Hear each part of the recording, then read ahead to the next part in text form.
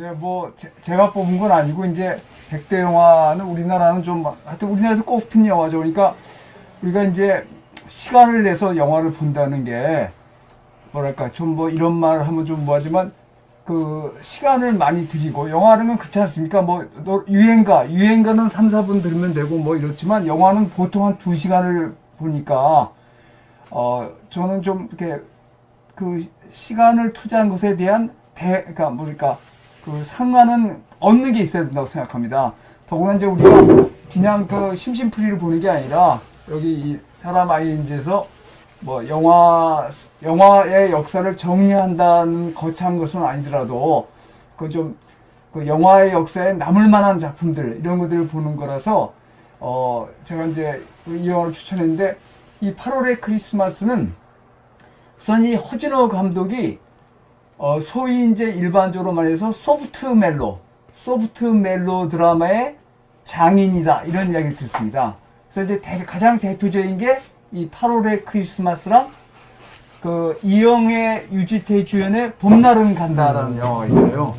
그것도 이거랑 상당히 분위기가 비슷합니다.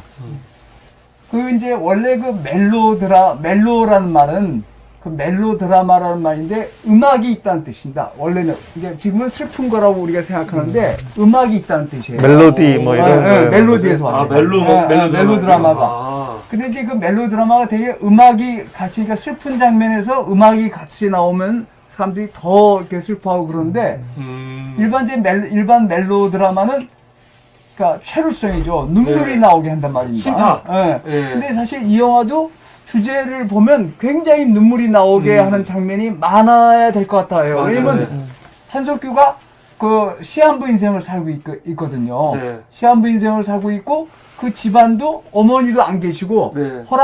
아버지 혼자 계시고 이렇게 되고 또 심은하는 굉장히 이쁜 처녀인데 이렇게 인생이 그렇게 뭐 썩 잘 풀리는 것 같지 않은 그래서 이런 두 사람이 이제 그 만났는데 나이 차도 좀 있고 그러면서 그러니까 그런 표현에서 굉장히 그 눈물을 짜게 하는 퇴로성 주제가 많은데 이 영화의 정말 특이한 점은 이 영화를 보면서 눈물을 흘리신 분은 없을 거예요. 왜냐? 장면을 계속 끊습니다. 그러니까 우리가 그 멜로 드라마의 장면을 이렇게 보면은 이렇게 눈물을 나오게 하는 장면이 오래 계속되거든요. 그쵸, 그래서 예. 만나서 뭐 너 그랬냐 왜 그러냐 이렇게 하는데 이 영화는 그럴 틈을 주지 않고 계속 장면을 짧게 자릅니다. 네. 그러니까 잠깐 있었다가 또 다른 그러니까 뭐가 있을 것 같은데 저 뭐지? 또 바뀌고 또 바뀌고 또 바뀌니까 관객이 눈물을 흘릴 시간이 없어요. 그런데 다 영화가 끝나고 보면 굉장히 슬픈 이야기거든요. 그래서 이제 이거를 그 우리 영화 쪽에서는 이제 그 사람들 소프트 멜로 합니다. 소프트 멜로인데 저는 개인적으로 드라이 멜로가 더 낫다. 드라이가 눈물을 흘리지 않으면서 드라이 멜로가 더 낫다는데 이런 점에서 굉장히 독특한 영화입니다. 그러니까 대개 이제 보시면 우리 그런 거 있지 않습니까? 시한부 인생을 사는 사람이 뭐 라스트 콘서트인가 뭐 이런 거 보면 엄청 눈물을 흘리거든요. 사람들이 막 그 영화 가면 질질 짜고 울고 불고 난리 치는데 이 영화는 사실 주제는 그거보다 더 슬펐으면 슬프지만 왜 눈물을 흘릴 시간이 없냐? 계속 장면을 자르거든요. 그러니까 오래 계속되는 장면이 없어요. 한 기껏해야 몇십 초. 저건 뭐지? 하고 좀 슬플라 그러면 또 다른 장면 하고 다른 장면 하고. 그래서 이걸로 근데 끝나고 나서는 그러니까 약간 지루한 면도 있죠. 계속 감독이 저게 뭐지 하고 관객이 기다리는데 그거를 여유로 안 주고 계속 장면을 잘라가지고 이야기를 계속 자릅니다. 자르는데 그 붙어진 것은 굉장히 정말 처절하게 슬픈 이야기죠. 죽음을 앞둔 남자가 그 얼마 안 있어 죽을 남자가 젊은 여자를 만났는데 전혀 다가가지도 못하고 그래서 이제 그런 거에서 이 영화의 장점이 바로 그래서 우리나라 영화사에 남아있을 거라고 저는 생각합니다. 그러니까 아주 독특한 영화거든요. 사실 이제 여러분 우리가 이제 영화를 보지만 지금 영화가 너무 자극적으로 되었단 말이죠. 폭력 장면도 그렇고 애정 장면도 그렇고 그런 것이 물론 저도 뭐 제가 그런 영화를 굉장히 싫어하거나 뭐 경멸하거나 이런 건 아니다. 저도 그런 거 보면 폭력 장면이나 남녀가 연애 장면 보면 저도 그 관심을 갖게 되고 이런데 그게 너무 강하면 그 이야기보다는 그런 데 더 강해지거든요. 그래서 네. 참 이 영화의 수준이 말하자면 굉장히 떨어진다 보는데 이 영화는 그런 점에서 눈물이 굉장히 슬픈 이야기인데 눈물을 흘릴 틈을 주지 않게 그 계속 영화를 자르면서 진행한단 말이죠. 그게 이 영화의 큰 장점입니다. 네. 그런데 이거는 그 봄날은 간다도 약간 봄날은 간다는 멜로는 아닙니다. 그거는 그러니까 두 사람이 사랑에 안게 좀 애처로운 그런 건데 그것도 아주 재밌게 만들었는데 하여튼 이 허진호 감독의 제일 성공작은 이거예요. 그래서 허진호 감독이 이제 요새도 활동을 하고 뭐 덕혜옹주나 이런 몇 개를 했지만 그렇게 성공은 못했던 것 같아요. 그러니까 이 8월의 크리스마스야 제목도 그렇잖아요. 8월하고 크리스마스는 사실 전혀 어울리지 않는 거죠. 네. 어울리는 이제 그런 거에서 그리고 여기 이제 나중에 보시면 이게 전주가 무대에서 전주에 가면 그 초원사진관 그게 있어요. 그 일종의 관광 코스로. 근데 나중에 이게 영화가 끝나고 나면 여기 좀 뒤에 보시는 것처럼 생각나는 장면들이 굉장히 많아요. 네. 그러니까 함축적인 의미를 많이 갖고서. 근데 그게 왜 그러냐? 길게 굉장히 슬픈 이야기인데 슬픈 이야기를 길게 끌지 않고 계속 잘라가면서 진행하면서 사람들한테 오히려 애틋한 감정을 훨씬 더 그 자아내게 만드는 게 그게 이 영화의 장점인데 그런 면에서 지금 현재 영화가 너무 자극적이 됐고 너무 폭력적이 이렇게 되는데 그러면 사실 좀 수준이 떨어지거든요. 우리 둘이서 싸울 때 막 상골 갖고 후드로 패고 이런 거보다는 정말 말 안 하고 이렇게 하는 게 더 긴장감을 자아낼 수 있는데 그런 면에서 이 영화가 그리스 비극적인 요소가 있다고 저는 봅니다. 왜냐면 그리스에서 비극은 거기서 사람을 찔러 죽이거나 누가 좋았다고 껴안고 이러지 않습니다. 네. 그런 건 그냥 대사로 해요.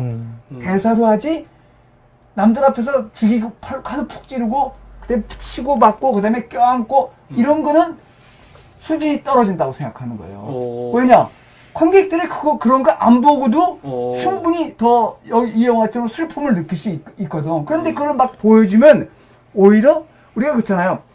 예컨대 제가 남자인데 여자가 홀라당 다 벗은 걸 보면 네. 그거랑 그렇지 않고 좀 이렇게 가릴 때 가리고 적당히 보여주면 어느 게 더 좋냐 이런 게 이제 그 차이가 있는데 네. 물론 저도 영화에서 여자가 완전 나시로 나오면 열심히 보죠. 네. 그렇지만 열심히 보십니까? 예, 선생님? 보죠. 근데 네. 그 영화라는 것은 어떤 절제나 이런 게 필요하고 그렇죠. 관객의 상상력을 자아내게 하는데 그런 영화는 상상력을 죽인단 말이죠. 그래서 이런 면에서 이 영화는 우리나라의 하여튼 좀 그러니까 올해 약간 지루하게 느껴지고 지금 이제 완전히 사진관이나 이런 게 정말 완전히 아날로그 저 못지않게 아날로그 시대 영화지만 그래도 살아남을 영화고 우리가 영화를 본다음에도 그게 이런 장면이었구나 이런 얘기를 다시 되새긴단 말이죠. 네. 2시간 영화 본 다음에 아무것도 볼 거 없고 그래 잘 봤다 시원하게 끝났네 이러면 되겠습니까? 그래서 그랬고 근데 두 번째로 이 영화의 장점은 그 한석규랑 심은하가 진짜 딱 맞는 연기를 했어요. 그러니까 한석규도 괜히 뭐 쉴이나 이런 영화에 많이 나오고 영화에 정말 그 전성시대였죠. 그 네. 송강호 이전에는 한석규가 우리나라 최고 남자 배우였죠. 맞아요. 근데 그런 거보다는 오히려 저는 한석규가 제일 맞는 게 이 영화에서 정말 한석규의 연기가 빛을 발했다고, 그 빛을 확 발했다고 봅니다.